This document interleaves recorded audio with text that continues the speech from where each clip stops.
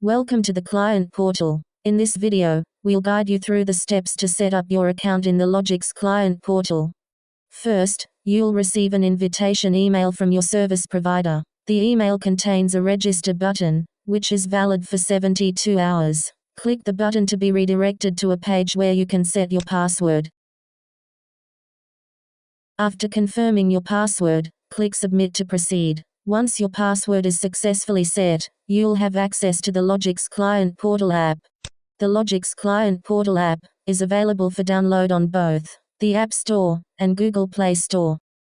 Now that you are a registered user of the Logix Client Portal, let's get started. First, enter your subdomain, which was provided in the invitation email, and then click the Continue button. Next, enter your email address and password in the provided fields. Ensure your credentials are correct, to avoid any login issues. Forgot your password? No worries. Just tap Forgot Password and we will guide you through the steps to reset it. For a quicker login, you can also use your Google or Microsoft account. Just tap the corresponding icon and follow the prompts. Once logged in, you will have full access to all the features of Client Portal has to offer, from immediate case updates, to easy track of your financial transactions, and many more.